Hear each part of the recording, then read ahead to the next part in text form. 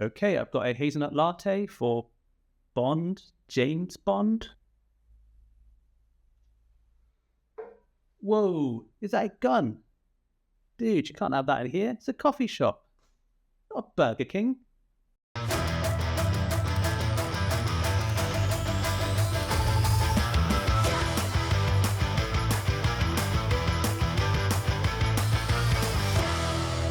Welcome to Movie Punch, where we punch movies so you don't have to. Today we're looking at Casino Royale, one of my all-time favourites, and we're asking, is it really that good? Directed by Martin Campbell and written by Neil Purvis, Robert Wade and Paul Haggis, this movie tends to appear at the top of most people's Bond rankings, and it's one of those movies that I think non-Bond fans can still enjoy. So I hear you asking, is it the best Bond of them all? Well, join us as we break down the movie into its constituent parts like an overly manufactured martini. Let's punch it.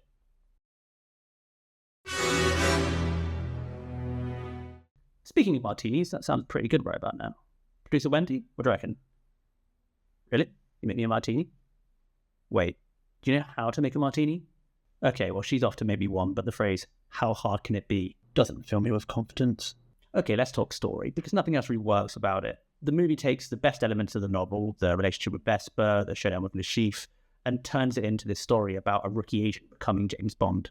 The structure is strange, though, probably as a result of that adherence to Fleming. One of the few criticisms I often see levelled at this movie is that it's too long, but the pacing is excellent here, and I don't think the actual length is the issue.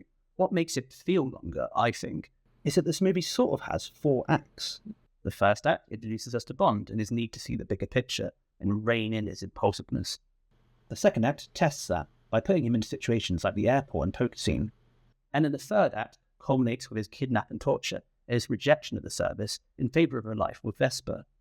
But then you have a fourth act. The movie keeps going as Vesper betrays Bond and turns him into the man that we know, which is almost the first act of Quantum of Solace. It's unusual, but it really works. It ends the movie beautifully, and it feels fresh and surprising, despite the fact that it's adapting a novel that came out 50 years ago. Man, my mouth is getting dry. If only I had a refreshing beverage.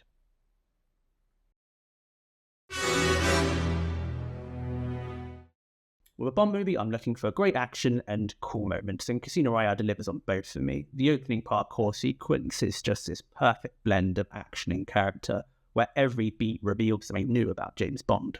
He's smart, he's resourceful, he's cool under pressure, he's brave, he's impulsive, and he looks cool doing it. The airport scene is a textbook example of how to take what could be a generic action scene and instead ratchet up tension over time. It starts off with spy intrigue, which gets more and more urgent as Bond and the audience work out what's happening. Then it turns into following a suspect, then a foot chase, then a car chase, then a fight within a car chase, and then all capping off with a perfect conclusion.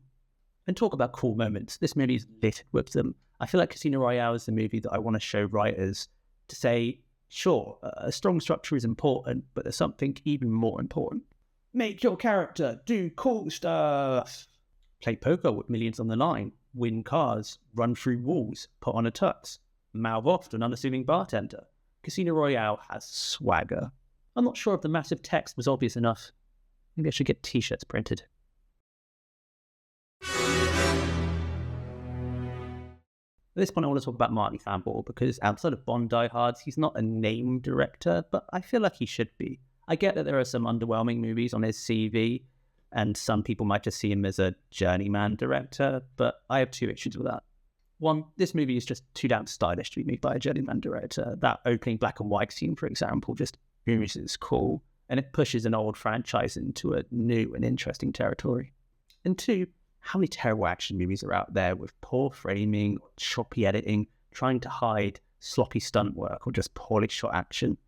Action as good as it is in Casino Royale doesn't happen by accident. It happens because you've got a talented director at the helm. Action as good as it is in Casino Royale deserves real praise. Not only is it well directed, but add to that one of the best opening sequences of the whole series with that great Chris Cornell tune and a belter of a score from David Arnold. That man knows what a Bond movie should sound like. I'd love to see David Arnold return to the franchise. Based on his age, I feel like he's probably got 1 or 2 movies left in him. He's not even old, but at the current rate we're getting Bond movies, I'll be lucky to have any hair left by the time the next one's out. Oh, you're back. We're missing a few ingredients. Great. I'm guessing we don't have vermouth, but do we have gin? Vodka? Do we have a martini glass? Forget it then. What do you mean? She says she'll work something out. Consider me nervous.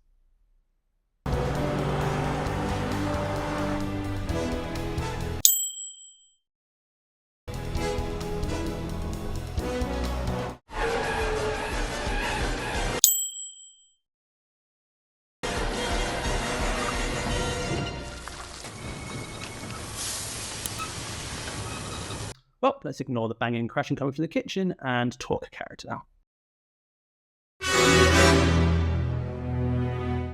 We'll start with Vesper, because I feel like her arc is one of the main reasons this movie works so well. Eva Green's performance is fantastic, and her relationship and chemistry with Daniel Craig is a real highlight of the movie. It lets us buy into their relationship and her journey. The shower scene is what really seals it, I think. It's brilliantly done, and manages to show what she's experiencing internally and the kind of world that Bond lives in, all without dialogue, as well as showing the kind of man Bond is. I think Bond movies in general tend to get labelled as sexist, and the relationships he has with women are seen as one-dimensional. But for what it's worth, I could see any of the other Bond actors doing this exact scene and it working perfectly, because it gets to the heart of the character. Yes, he has a lot of negative traits, but there's a reason we root for him. He's the hero. We also can't discuss character without mentioning Judi Dench. I'm so glad they didn't recast her after the Brosnan era. It makes no sense in continuity, but it doesn't matter. She's great here. Utter one more syllable and I'll have you killed. Someone can't take a compliment. Also shout out to Mads Mikkelsen, who plays a Bond villain like he was born to do it. His villain scheme is silly, like any Bond villain, but you understand his motivation, and that's so important. He's not just bad guy doing bad thing.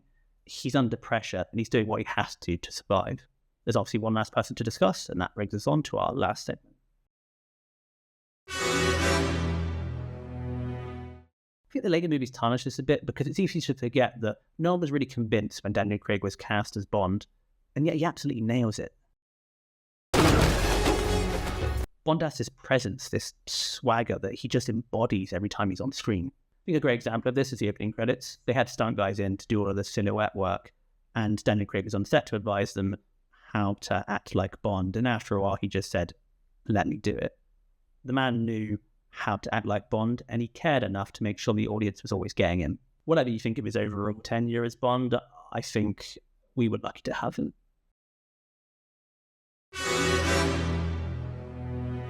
So, Casino Royale, is it really that good? Yes, obviously. Is it the best Bond movie? I think so, but feel free to leave me a comment telling me how wrong I am. I'll listen to arguments From Rush of Love, Goldfinger, GoldenEye, but if you're coming at me with A View to a Kill, seek medical help. Oh, hey, you're back. Okay, not exactly what I was expecting. No, fair play. You did make me a drink. Oh, wow. What's in this exactly?